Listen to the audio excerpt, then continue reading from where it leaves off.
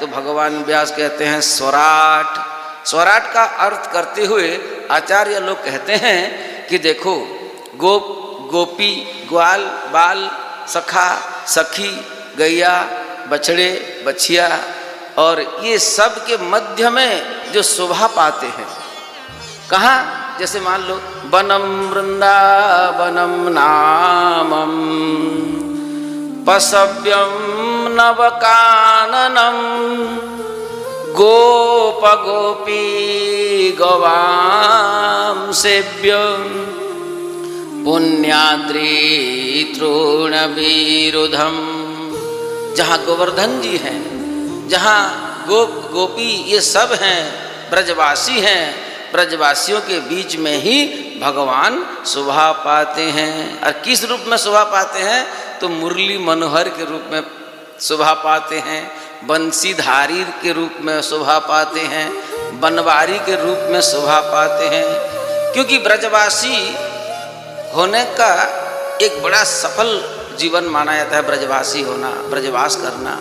क्योंकि वृंदावन में ही वही भगवान का परम माधुर्य का सर्वोच्च जो स्वरूप है, वो रूप माधुरी है, जो कि रसमृद्ध सारम, जितना भी रस है सौंदर्य का, उस सब सौंदर्य का रस एकत्रित हो करके अगर कहाँ प्रकट हुआ है तो ब्रज धाम में ही प्रकट हुआ है।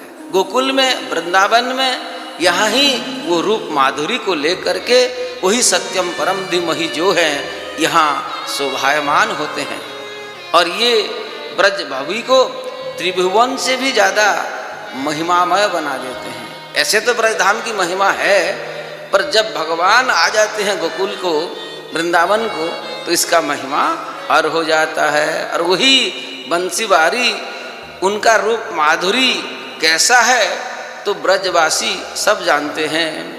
बराह पीड़म नटवर बपुः कर्णयोः कर्णिकारं बिभ्रद्वासः कनककपिशं वैजयन्तीं च मालां रन्ध्रान् वेणोरधरसुधया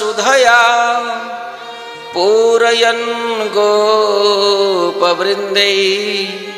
बृन्दारण्यं स्वपदरमणं प्राविशद गीतकीर्तिः।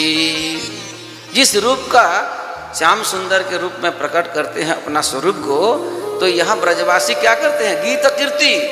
जैसे भैया हमारा कुलदीप भैया राधे राधे गोविंद राधे गोपाल राधे सब गाते हैं, तो ऐसे ही यहाँ नामों का बौछार हो जाता है हमारा। यहाँ ब्रजवास इसलिए करना चाहिए कि श्याम सुंदर कितने रूप में यहाँ होते हैं, अनंत रूप है उनका।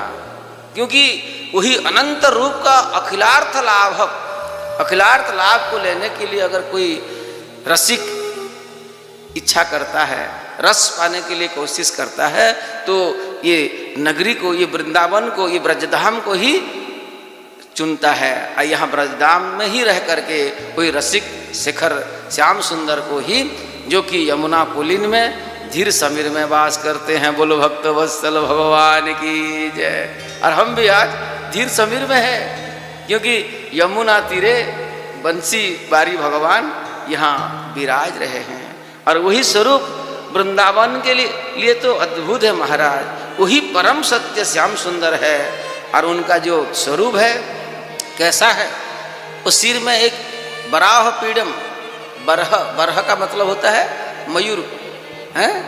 वही बरह जो है ना, उसका जो पंख है उसको धारण करते हैं। उनका जो कुंतल केस है वो कंधे तक आ जाता है। और उसका अलकावृत्ति बहुत सुंदर स्वरूप भगवान का केस का है।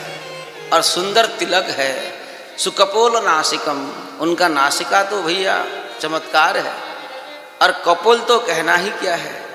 और उनका अधरामृत तो और बहुत सुंदर है। ऐसा मनमोहन रूप को लेकर के वैजयंती माला को परिधान करके एक कर्ण में कर्णिकार पुष्प को लगाते हैं, क्योंकि वो गोपियों का बड़ा माने एक प्रेम को इंगित करने का इंगित पुष्प है। भगवान कनियर, उसको क्या कनेर के पुष्प कहते हैं, तो वो लगाते हैं कर्णिकारम, दोनों कानों में लगाते हैं, एक पुष्प को कभी यहाँ तो कभी यहाँ। ये प्रेम का सांकेतिक पुष्प माना गया है। बड़े बड़े रसिकाचार्यों ने इसको प्रेम का सांकेतिक रूप माने हैं। वही श्याम सुंदर और पीताम्बरधारी ये अपना चरण कमल को पधराते हुए, निरावृत चरण कमल को ये ब्रजधाम में भगवान पधराते हैं और हर स्थान में उनका लीला स्वपद रमणम, वो सुंदर रूप से रमण करते हैं, क्योंकि वो तो रमण बिहारी है। और देखो वो स्वपद रमणम जो है वही है साक्षात परम सत्य स्वरूप है। बोलो भक्त वत्सल भगवान की जय। तो परम सत्य स्वरूप के रूप में भगवान व्यास यहाँ श्री कृष्ण को यानी कि श्याम सुंदर को ही बता रहे हैं।